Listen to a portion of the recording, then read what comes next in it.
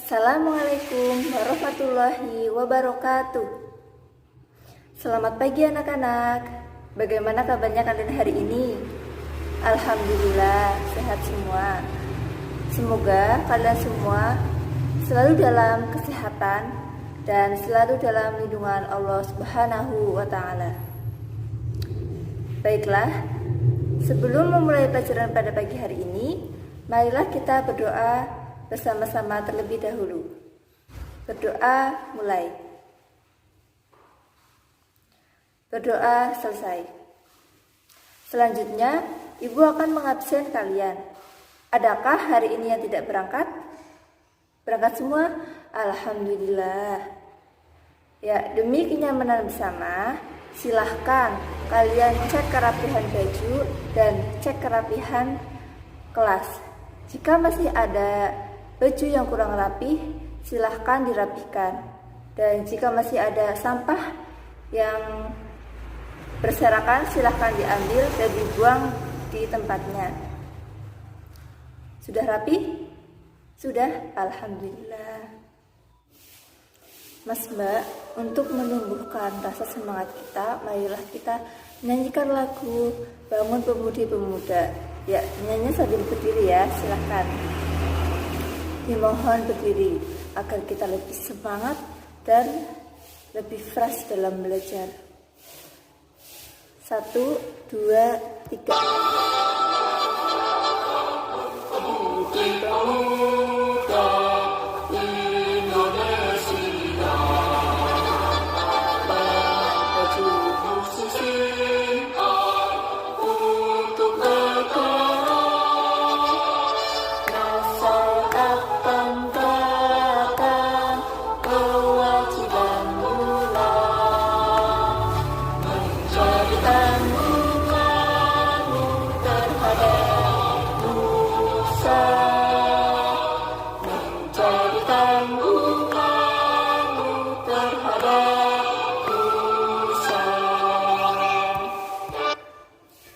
Sudah semangat ya? Ya, silahkan duduk kembali. Mas Mbak, ada yang tahu kita akan belajar materi tentang apa hari ini? Ya, silahkan Mbak Indri. Benar sekali.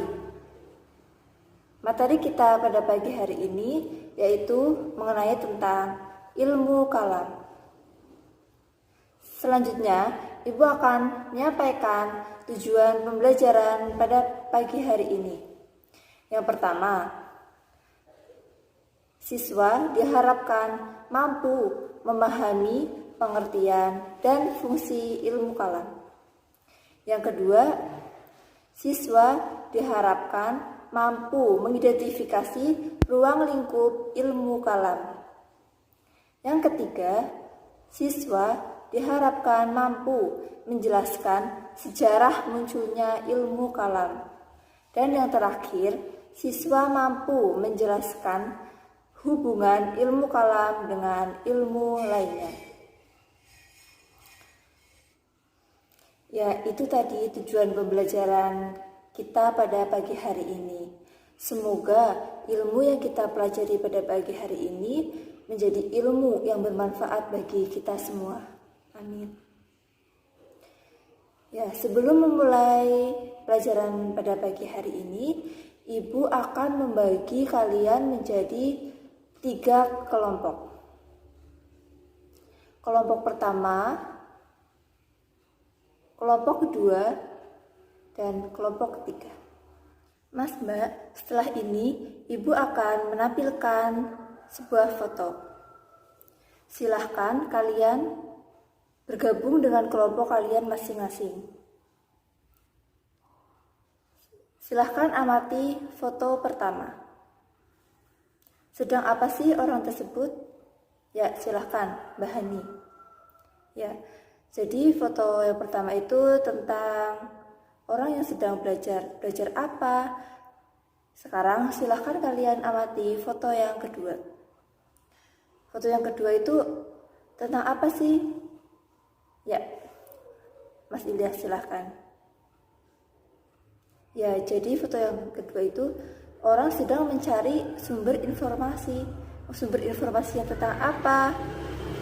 Ya, silahkan kalian setiap kelompok nanti mencari informasi tentang kelompok pertama, yaitu tentang pengertian dan sifat ilmu kalam. Kelompok kedua yaitu tentang sejarah ilmu kalam, dan yang kelompok ketiga tentang hubungan ilmu kalam. Silahkan nanti ibu beri kalian sumber materi untuk kalian pelajari dan untuk kalian mencari informasi tentang apa-apa tadi yang ibu perintahkan kepada kalian. Ibu beri waktu 10 menit untuk mengerjakan. Sudah selesai? Sudah, alhamdulillah. Silahkan kalian presentasikan hasil diskusi kelompok kalian di depan kelas. Ya, silahkan untuk kelompok pertama mengenai tentang pengertian dan sifat ilmu kalam. Silahkan. Ya, bagus sekali. Itu tadi pengertian tentang ilmu kalam. Beri tepuk tangan untuk kelompok 1. Mas Mbak, itu tadi materi tentang ilmu kalam. Apakah ada yang ingin bertanya? Belum? Ya. Di sini Ibu akan menyampaikan kesimpulan pembelajaran kita pada pagi hari ini. Yang pertama yaitu pengertian ilmu kalam. Secara eminologi, ilmu kalam adalah ilmu yang membicarakan bagaimana menetapkan kepercayaan-kepercayaan agama, yakni agama-agama Islam dengan bukti-bukti yang lain. Ilmu kalam disebut juga ilmu yang mempersoalkan keimanan. Secara terminologi, menurut Ibnu Khaldun dan Mustafa Abdul Razak, ilmu kalam adalah ilmu yang membahas berbagai masalah ketuhanan dengan menggunakan dasar-dasar nakliyah maupun argumentasi-argumentasi rasional atau akliyah. Mas Mbak, itu tadi penjelasan tentang pengertian ilmu kalam. Ada yang ingin ditanyakan? Belum? Ya. Dalil-dalil ilmu kalam. Pembagian dalil-dalil ilmu kalam dibagi menjadi 2, yaitu sesuai dengan penjelasan sebelumnya. Pertama ialah dalil nakliyah, dan yang kedua ialah dalil akliyah. Dalil nakliyah ialah dalil yang berdasarkan teks. Sumber-sumbernya yaitu Al-Quran dan hadis. Contohnya ialah Quran surat Al-Ikhlas ayat 1-4. Keseluruhan surat ini membahas tentang identitas Allah Subhanahu wa Ta'ala. Selanjutnya, yang kedua yaitu dalil akliyah, adalah dalil yang berdasarkan logika, bersumber dari manusia. Contohnya apa? Contohnya yaitu adanya ciptaan karena ada pencipta. Maka tentu semua ini ada yang menciptakan, dialah yang menciptakan, yaitu Allah Subhanahu wa Ta'ala. Pembahasan selanjutnya yaitu tentang ruang lingkup ilmu kalam. Ruang lingkup ilmu kalam, pembahasan ilmu kalam yang pokok diantaranya adalah 1. Hal-hal yang berhubungan dengan Allah Subhanahu wa Ta'ala, atau yang sering kita sebut dengan istilah mabda. Yang kedua, hal-hal yang berhubungan dengan utusan Allah Subhanahu wa Ta'ala sebagai perantara manusia dan Allah, disebut dengan istilah wasilah. Yang ketiga, hal-hal yang berhubungan dengan hari akhir atau disebut dengan istilah ma'ad, meliputi surga, neraka, dan lain-lain. Bagian-bagian kalam sebagai ilmu dibagi dalam beberapa aspek. Ada yang tahu? Ya, Mas Ilyas? Betul sekali, yaitu yang pertama aspek keesaan, yang kedua aspek keesaan zat, yang kedua aspek keesaan sifat, yang ketiga aspek keesaan perbuatan, dan yang terakhir keesaan beribadah kepadanya. Selain itu, ada pula permasalahan-permasalahan yang bertentangan dengan ilmu kalam. Ada yang tahu? Ya, Mbak Hani. Betul sekali, yaitu diantaranya kekafiran, kemurtadan, munafik, dan kemusyrikan. Kesimpulan selanjutnya yaitu tentang fungsi ilmu kalam, ialah untuk memperkuat akidah Islam dan menolak akidah yang sesat. Selain itu, fungsinya adalah sebagai ilmu yang mengajak orang yang baik untuk mengenal rasio sebagai upaya mengenal Tuhan secara rasional dan menyelamatkan keimanan pada diri seseorang dari kesesatan. Karena dasar argumentasi ilmu kalam ialah rasio yang didukung dengan Al-Quran dan hadis. Sekuat apapun rasional akan dibatalkan jika bertentangan dengan Al-Quran dan hadis. Berdasarkan fungsi-fungsi tersebut, ilmu kalam memiliki peranan dalam kehidupan. Nah, ilmu kalam itu memiliki peranan dalam kehidupan kita, yaitu apa saja? Yang pertama, memahami kembali makna ajaran Islam dengan argumen logika yang benar.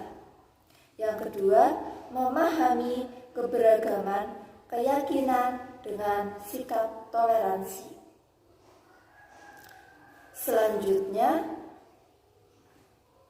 Kesimpulan selanjutnya yaitu tentang apa sejarah ilmu kalam. Tadi sudah dijelaskan ya oleh kelompoknya Mbak Dian sejarah ilmu kalam. Ya, sejarah ilmu kalam. Di sini Ibu akan menceritakan sedikit kisah sejarah ilmu kalam.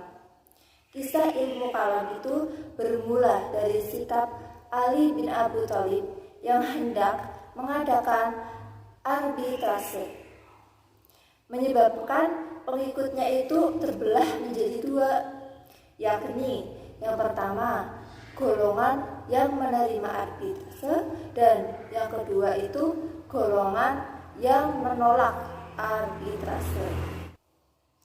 Yang menolak berpendapat bahwa hal itu tidak dapat diputuskan lewat arbitrase manusia, namun dengan kembali pada hukum-hukum Allah dalam Al-Quran. La hukma illa lillah. Tidak ada hukum selain hukum dari Allah.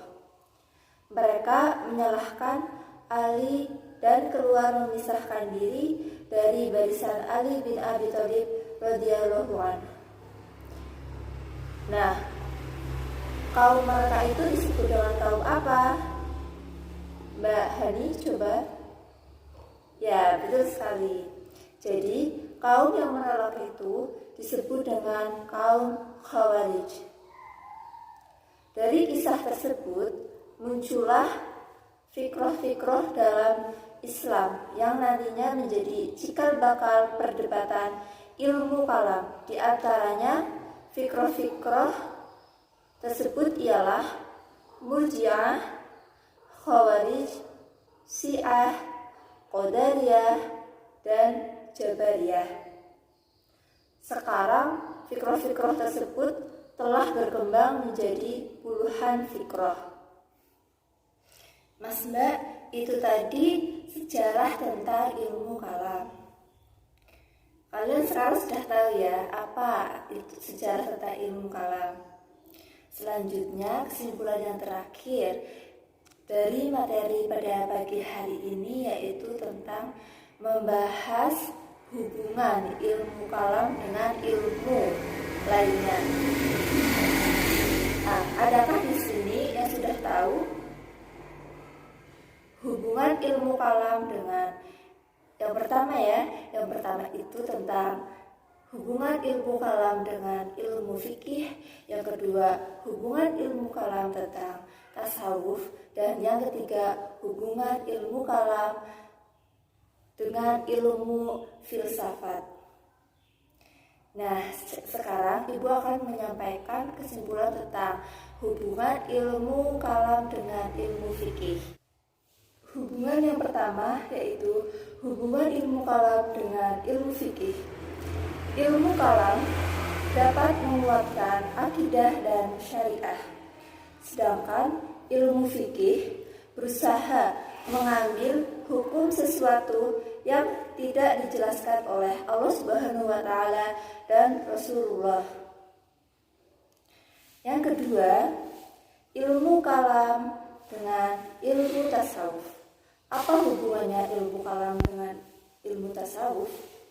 Nah, objek kajian ilmu kalam adalah ketuhanan dan yang berkaitan dengannya. Sedangkan objek tasawuf, sementara objek tasawuf, kajian tasawuf adalah upaya-upaya pendekatan terhadapnya. Yang ketiga, ilmu kalam dan filsafat. Jadi hubungan ilmu kalam dan filsafat, Islam memiliki hubungan karena pada dasarnya ilmu kalam adalah ilmu ketuhanan atau keagamaan, sedangkan filsafat Islam adalah pembuktian intelektual dari pengamatan kajian langsung. Mas Mbak, itu tadi kesimpulan materi kita pada pagi hari ini. Apakah ada yang ingin bertanya? Belum? Ya. Sebelum Ibu menutup pembelajaran pada pagi hari ini, Ibu akan mengevaluasi. Silahkan kalian kerjakan 5 soal isai dan 10 soal pilihan ganda yang Ibu sudah bagikan kepada kalian. Silahkan kalian kerjakan dengan kelompok kalian masing-masing. Nah, Ibu beri waktu dalam mengerjakan soal tersebut. Ibu beri waktu 5 menit. Sudah selesai? Ya, silahkan perwakilan untuk mengumpulkan tugasnya dan dibawa ke depan. Mas Mbak, itu tadi materi pembelajaran kita pada pagi hari ini. Ibu akan memberikan evaluasi kepada kalian. Silahkan kalian kerjakan soal yang telah Ibu bagikan kepada kalian, yaitu 10 soal pilihan ganda dan 5 soal isai. Silahkan kalian kerjakan dan Ibu beri waktu 5 menit. Sudah selesai? Ya, silahkan perwakilan anak untuk mengumpulkan dan dibawa ke depan.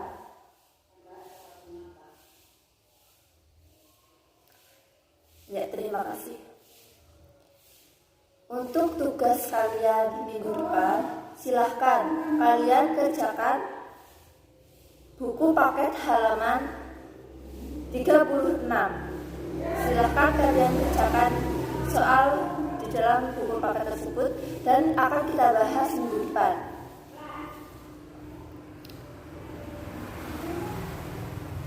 Ya, itu tadi pembelajaran kita pada pagi hari ini. Sebelum menutup pembelajaran pada pagi hari ini, marilah kita menutup pembelajaran pagi hari ini dengan bacaan hamdalah bersama-sama. Alhamdulillahirabbil alamin. Semoga ilmu yang kita pelajari pada pagi hari ini menjadikan ilmu yang bermanfaat bagi kalian semua. Amin. Kurang lebihnya ibu mohon maaf. Wassalamualaikum